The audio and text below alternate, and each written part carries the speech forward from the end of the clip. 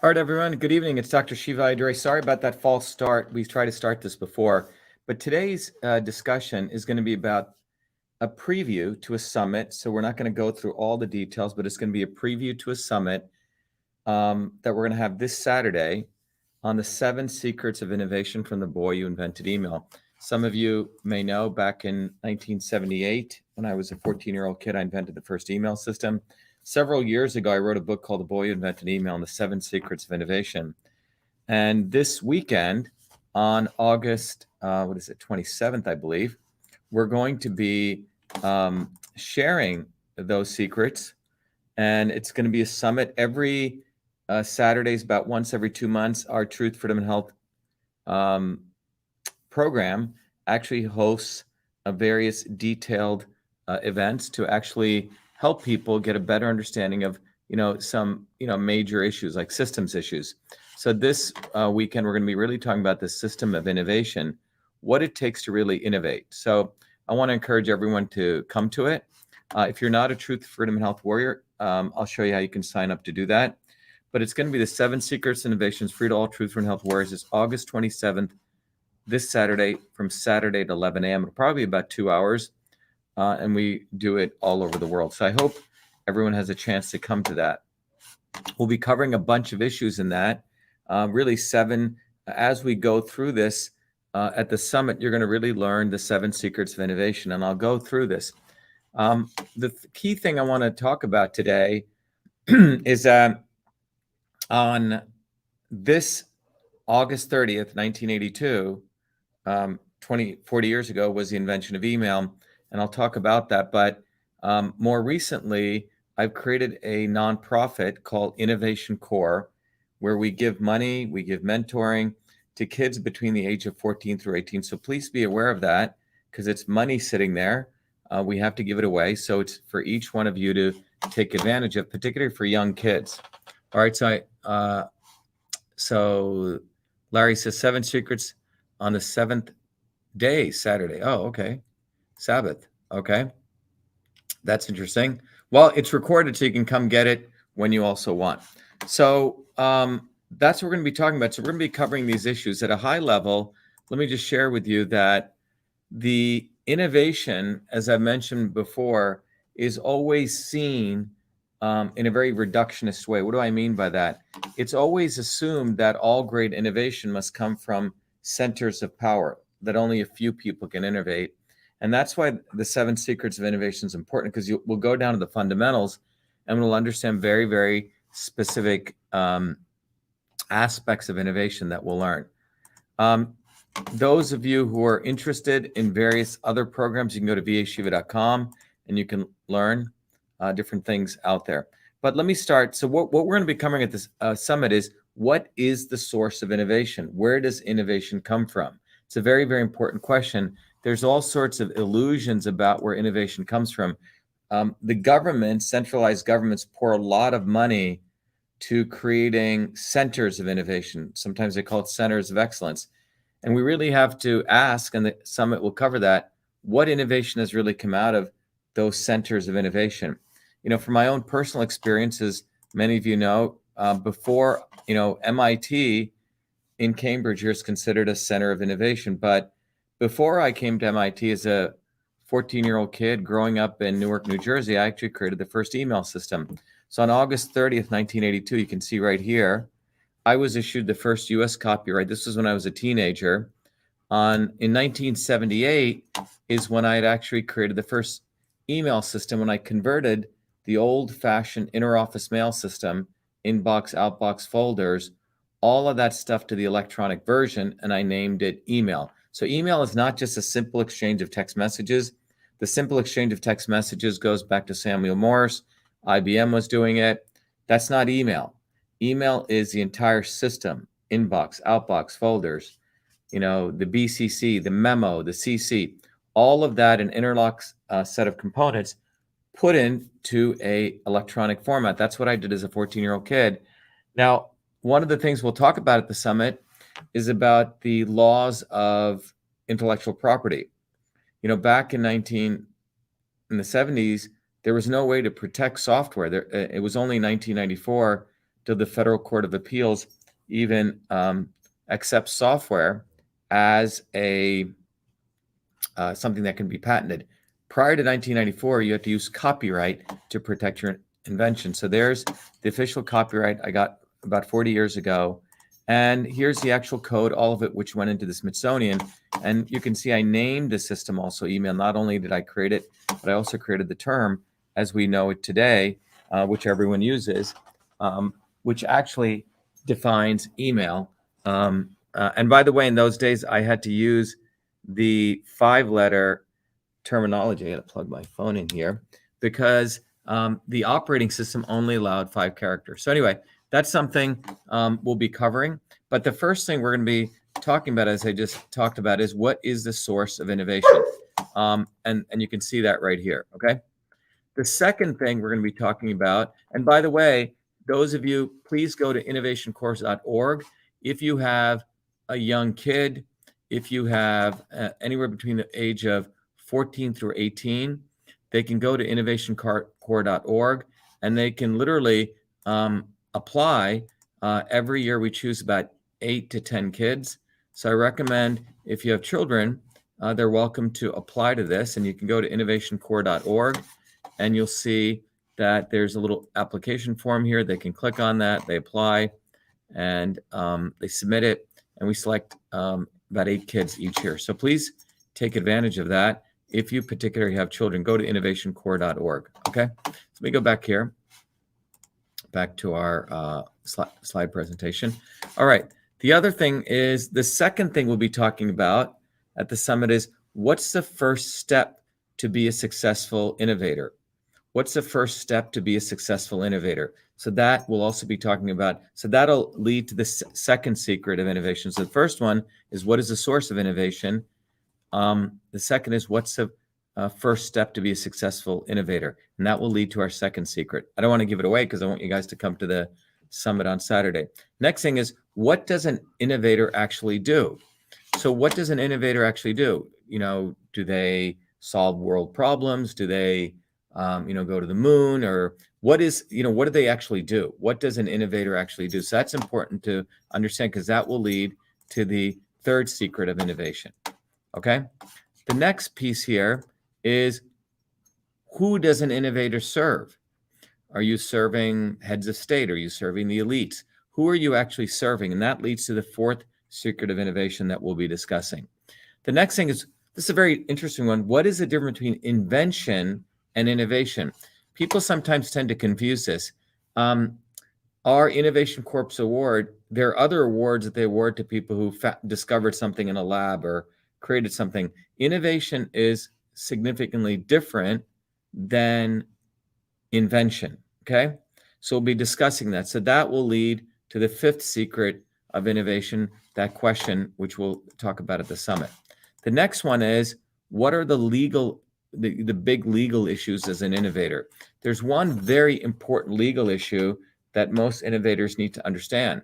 And we want to, again, educate people on this. So that'll lead to the sixth important aspect of innovation. And then finally, what must an innovator do to make his innovation successful? So, so it's important to recognize that, what does an innovator have to do to make his innovation successful? This is very important.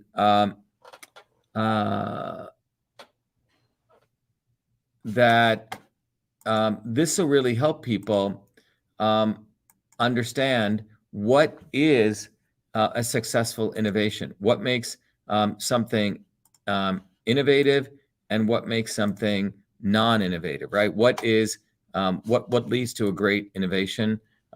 Some people make something and it never goes anywhere. Other people make something and it explosively goes. What's that difference? So that's what we'll talk about.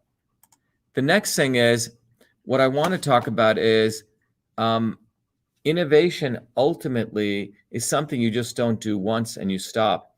More recently, August 30th, as I mentioned, 1982 was the invention of email. But more recently, as many of you know, we've been sharing with you truth, freedom, health. Now, we've been trying to get across what is truth, freedom, health. Yes, it's a course. Yes, it's a movement. But most importantly, it's an invention. It's an innovation, to be more specific, because you'll see why. But let me just share something right here. So we have just launched, as a part of the anniversary of the invention of email coming up, we've launched this site, and you can all see it here. If you go to vashiva.com/join, or you can go to truthfreedomhealth.com, whichever one you want to go to. But Truth Freedom Health is itself an innovation, okay? And you can see that it's composed of many, many parts here, okay? It's not just any one particular thing, but it's, for example, includes the Foundations of Systems course. We have ebooks and papers, involves Your Body, Your System. It involves Cytosolve, which is itself is another innovation, which many of you are aware of. It also involves a bunch of other pieces here. You can see that it also involves, I got to adjust for the people on Instagram here. I'll hold it for them. But you can see that it also involves systems health, the one-on-ones with me that I do, the community, the activism. We have our own forums and our social and our TV, independent of big tech. But this entire thing is a system. So the best way that I can describe this, as you're seeing here, is it says a man who invented email now delivers a Truth Freedom Health system. So it really is an innovation. Truth Freedom Health is an innovation. But what does this innovation do? It makes you smart, okay? So if you use your washing machine, you could have, in the old days when I go to the Indian villages, people are actually washing their stuff, the old-fashioned way. They go to the river, and they wash their stuff at the river, right? And they have to do a lot of this manually. What the washing machine did was it made that a lot easier for people, so people didn't have to, do that by hand, right? So just like the washing machine did that, it solved a problem. What does Truth, Freedom, and Health solve? What Truth, Freedom, and Health really solves is we have a growing set of people who are getting more and more desperate, more and more confused on what to do, okay? And what Truth, Freedom, and Health does, it's an innovation. It actually makes you smart, okay? So Truth, Freedom, and Health, it says, as you see right here, it makes you street smart, okay? So you may see things as they truly are, beyond left and right versus pro and anti, and improve every aspect of your life, your body, your relationships, your business. So I want people to go there and check this out, but I want it from an innovation standpoint. We'll talk about this as a summit. One of the things we've done is we've scaled it. We have over 360,000 users. It's a global community of people. And we have some incredible stories of innovation. So I actually want to play this for all of you. This is from one of our Truth, Freedom, and Health warrior scholars, and he'll talk to you about why this is an innovation. My name is Frank Licata. I'm an electrician in Andover, Massachusetts. I've been self-employed for somewhere around 30 years or so. Every day I get up and go to work, and I enjoy it. I enjoy the freedom that being a business owner provides for me. I work hard for my customers, and it's a labor of love. And when I have time off, I spend as much time as I can with family, and I also have a few hobbies, such as boating, DJing, and amateur radio. Politically, I've always been independent-minded, leaning towards those who appear to be the outside agents of change versus the establishment characters. I would later learn that there is actually a third character called the not-so-obvious establishment. In 2015, I volunteered for a year and a half for Donald J. Trump for president. At the time, he appeared to be the outside agent of change, just like Obama appeared to be in 2008. And of course, history shows that both were not. In 2017, I met actual outside agent of change, Dr. Shiva Ayyadurai, on his first of what will become 2 runs for U.S. Senate in Massachusetts. Both times, both campaigns, his own party sabotaged him. At every turn, both parties colluded together and did everything they could, including cheating. A lot of people talk about voter fraud, but they don't talk so much about election fraud. And in the September 1st Massachusetts primary, there were actually more votes than voters. And they essentially gypped you out of the primary. Dr. Shiva's landmark federal case exposed the whole thing and caught the eye of the president, who couldn't accomplish anything in federal court regarding election fraud, but was happy to fundraise off it to the tunes of hundreds of millions of dollars. So what have I learned from all this? I learned that all elections are selections. Nobody is coming to save us. We have to save ourselves. But the good news is it's not hopeless and we are not helpless. There's much more of us than there is of them. We have power together. It took me 5 years to learn things the hard way. And now we have a tool so that you can learn things the easy way. As a tradesman, I wouldn't be able to do my job without the right tools. This is the right tool. Start at truthfreedomhealth.com.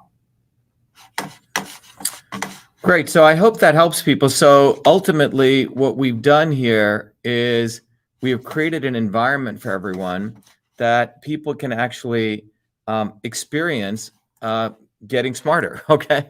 It may seem that that's a pretty tall order, but that's what this tool is.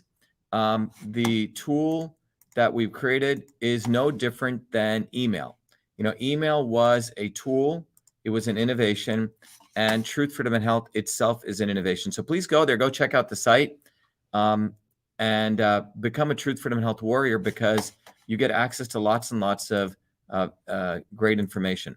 So let me go back to what we're going to be talking about at the summit. So that's, let me go back here. Yeah. So we'll be talking about that. You will learn that there's a deep interconnection between freedom. Freedom is intimately connected to truth as well as innovation. Truth, the pursuit of truth, or the pursuit of creating something, discovering something, is really the aspect of creativity. So without freedom, we can't really get to truth. And many of the great innovations really improve our health. And when you have health, you have the wherewithal to fight for truth, freedom, and health. So you'll also learn more about this. But fundamentally, when you innovate, you learn how to think, not what to think, but how to think. And the Science of Systems course does that. By the way, those of you who want to come to the summit, again, it's this Saturday, August 27th at 11 a.m. It's free to all the Truth, Freedom, and Health warriors. Please join as a user so you get access. And then you can also become a warrior at truthfreedomhealth.com. That's the same place. And then this Thursday at 11 a.m., we have the open house from 11 a.m. and at 8 p.m. Okay, so you're welcome to join. Just go to vashiva.com/orientation and you can sign up.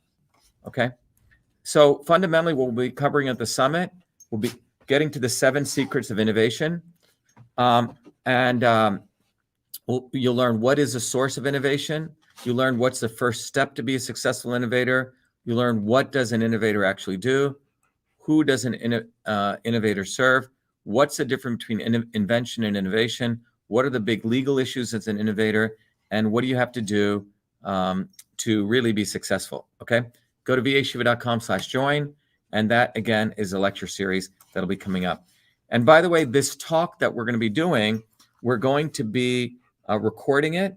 And it's going to be part of our this book that we have, the 7 Secrets of Innovation. We're going to convert it into a 7-part course that we're going to make available to children. It's going to be converted to a children's course.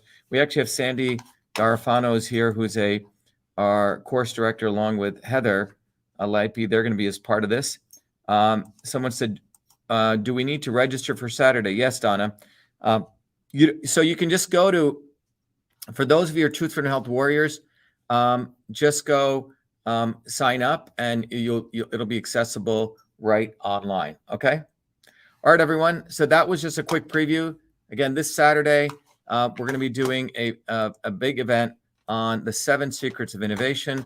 All of you are welcome to join. It's free to all the Truth, Freedom, Health warrior scholars, and you'll have access. So please become a warrior scholar.